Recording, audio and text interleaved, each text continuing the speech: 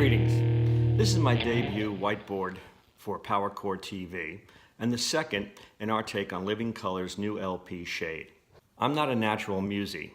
I'm more of a foodie. Much of the music we listen to on Power Chord I've never heard of, and that includes Living Color. They got past me somehow in the 80s, their hits never making my charts. Now, listening to a 25-year-old band with artists I've never heard of, Vernon Reid on guitar, Corey Glover on vocals, it just doesn't grab me. I'll not play their tracks again, and Shade isn't going to make any of my playlists. This album is one and done as far as I'm concerned. But that's not because I don't think they're amazing. For me, I only listen to Shade because the others made me. The silver lining for me with Shade are the vocals. Theirs is an angry activism commentary on social issues. They make their points in a grippingly brutal fashion.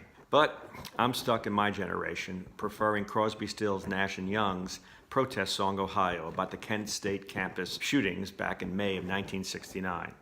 Now, in listening to the album, I chose my song and I gravitated to the melodic Two Sides. It reminded me of MacArthur Park, Motown meets Jimmy Webb's Detroit, comes to Phoenix, or vice versa. The song's bluesy, funky guitar evoked both a Broadway rock feel, like Hair, or Jesus Christ Superstar. And the rhythm section reminded me of Cream. Two sides to every story and to every listening. Now, my PCTV brethren, King, he noted, they bring it down for the last track. Reminds me of Wailer. I don't know Wailer, never heard of him. And Black Sabbath, Sign of the Southern Cross. Now, even though Sabbath began in the late 60s, I don't think I ever listened to their music. Now, Ms. Fazia, her take on Two Sides was succinct. Ah, the 80s. Feels the Sunset Strip. Well, frankly, I slept through the 80s, and my take on the Sunset Strip goes back to the 60s television show and Kooky Burns with 77 Sunset Strip.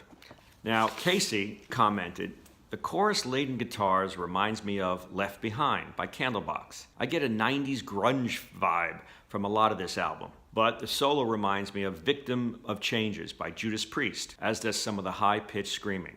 Well, you guessed it. Never heard of Candlebox.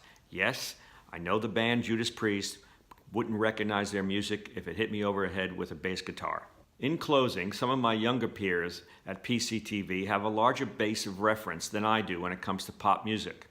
It's a struggle for me to recognize these references and appreciate the influences that inspire many of the songs we listen to. Instead, I rely on what I like and what I don't like, and Shade is simply not for me.